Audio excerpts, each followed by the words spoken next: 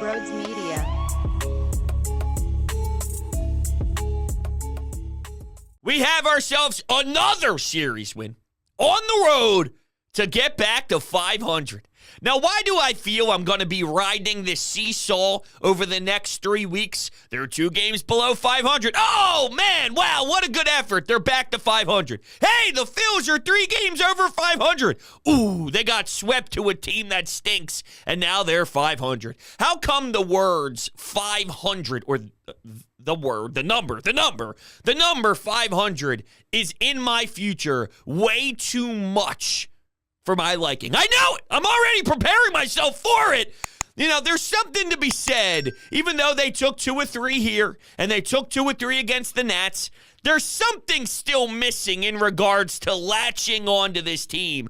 I don't know if it's the shutout game 2, when you fall 3-0, you strike out 13 times, your team has 0 life. Zach Wheeler doesn't get any support for his 7 innings pitched. I don't know if it's because they constantly keep throwing that game into our face throughout a 3-game set, so it's a reminder, yo, Trey Turner stinks and he's going to strike out 3 times. Yo, Nick Castellanos stinks and he's not going to age like fine wine. What was that quote he threw out? Baseball's like wine. Some people get better with experience. I don't know, whatever. It was something silly like that. It actually kind of made sense. But my point is, he has been horrible. He has been terrible. And because we constantly see those flashes of bad Nick, bad Trey, and bad offense, and 0 runs, and no hits, and grounding out into double plays too much, and getting guys in scoring position, and then failing when you have a golden opportunity. If that constantly keeps smacking us in the face, how are we truly going to get any sort of momentum as a fan base to jump on board? It's sort of holding us back. At least I'm speaking from my experience. I think it's holding me back until I see them go on a serious run.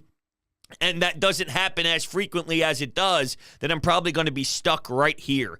In game 2, Zach Wheeler, as I alluded to, went 7 innings. JT Realmuto gets hit in the chin. He looks dazed. It takes him a bit of time to get up. And then he returns to the lineup and smacks around 2 hits. Now, did the Phillies get lucky with some fielding mismanagement, if you will, from St. Louis? Yeah, absolutely. I don't know what was going on out in center field. You get 2 runs early. Alec Boehm provides a spark, so you're up 2-0. But Aaron Nola, who on paper didn't have a bad day by any means, 6 innings pitched, 2 earned runs. You take that from a starter any day of the week. But just knowing that he gave up a couple solo shots is annoying, because just like with the offense, we've seen things recently that scar us, and what has hurt us in the playoffs has popped up early in this season. Aaron Nola getting annihilated and seeing the ball fly out of the ballpark, solo shot or not. Just the fact that there's home runs getting crucified, that just reminds us of the bad and ugly and dirty version of Aaron Nola. So the full body of work today, not bad at all. A couple of walks, his velocity was down, and he doesn't have stuff that could blow by people anyway. So if his 92, 93 stuff isn't moving and it's not having that unbelievable zip, then more times than not, it's probably not going to be sharp for him. So he walked a few.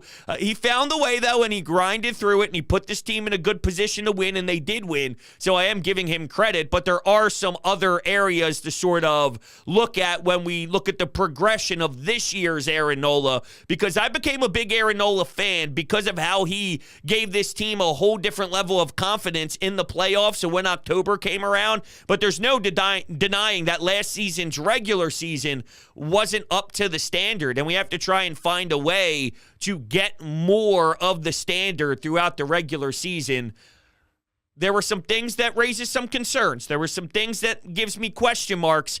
But for this particular night, it was enough. Sir Anthony's always making me uncomfortable. There's always a run scored when Sir Anthony's in the ball game, and that's a problem. It really is, because if you're going to ask Jeff Hoffman to maybe close more, and I got no problem with that, a combination between Jose Alvarado and him, and then you have your Matt Stroms, your Gregory Soto, you need someone prior to those cats. You need someone prior to those two, and if you can't rely on Sir Anthony, this is going to be horrible. I'm just being honest with you. You need Sir Anthony Dominguez, and this is brutal. This is a brutal start for him. I'm very annoyed, because I think it's even causing him to doubt. I don't see a guy up there that knows I'm going to succeed. I see a guy up there that thinks he might be able to succeed. Or I don't know if I'm going to do my job today. I'm trying to do my job today, but if I was a betting man, it's a coin flip. Well, I don't want someone taking the ball with that mentality right now. And the only way to get out of that stinky mentality is to go out there and shove and to beat opponents down, have some nasty swing and miss stuff, but he gets up in the count, and then he can't put away anybody, and now that's giving some sort of life to the other team. They're getting guys on base. Even if you are in a position where you have to inherit runners, that's a job of a bullpen. That's a job of a guy coming out where you got to clean up the mess. You got to clean up the garbage. Sometimes you're put in a very sticky situation. Complete the mission. All right, have your teammates back. And it's just something that's making me very nauseous and very uncomfortable. But I like the fact that they were able to win the series. See, there's two ways to look at this, right? It's either they're not playing good enough ball for your liking, and I definitely tend to lean towards that if I'm being transparent. But the other side is, hold on a second, you're telling me that they're winning baseball games, not playing very sharp. Doesn't that tell you about who they are? Isn't that important that you have a team that's sort of stumbling along the way early here? And in years past, it was worse than this, 5-10, right? I mean, you've had some ugly starts to seasons, 6-6. All right, let's see what we can do here. It's not egregious, and maybe there's some positivity in that regard. Yeah, for sure. Anything I'm talking about now isn't a full-time projection until October, right? Like, they're not hitting that button for me right now. They're not sucking me in right now of, I love this team. It's annoying more than it is exciting. It's a chore more than it is, I love this team right now. But I'm just speaking about the right now. I know there's plenty of time for us to get sucked in, and it might take this team a little bit of time to organically get there because, well, over the last few years of this core, that's essentially what it's been. And they also can't hit with runners in scoring position. So this was after yesterday's game. So this was after Game 2 against St. Louis. This was from Corey Seidman. The Phillies are 30 for 157 with men on base this season, which is 191 batting average, which is only ahead of the Twins and the White Sox. So after Game 2, or during Game 2, yesterday at 10 o'clock, after Game 2, 30 for 157, hitting 191 with runners in scoring position. I don't care how many home runs you hit. I don't care about this and that or the other. That's brutal. That's not good enough. You are going to lose games because you fail in those moments. So you have to clean that up.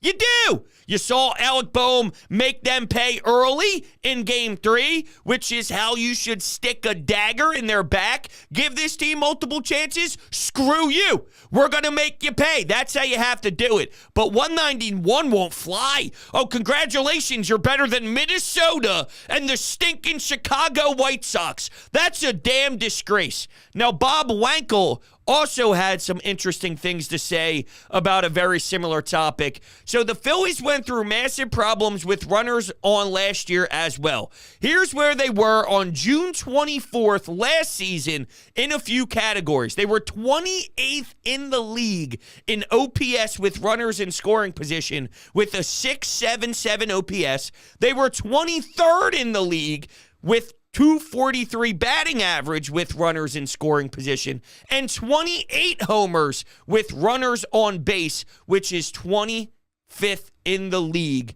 dating back to June 24th, just looking at last year. Underachieving. That would be this crew underachieving. And I don't know if they just think too much, they're trying to do too much, they're putting too much pressure on themselves, because once it becomes a narrative, it makes it that much more difficult. And by the way, Phils, it's becoming a narrative, and rightfully so, because you're only better than the Minnesota Twins and the Chicago White Sox when it comes to runners in scoring position. So it deserves to be beaten down.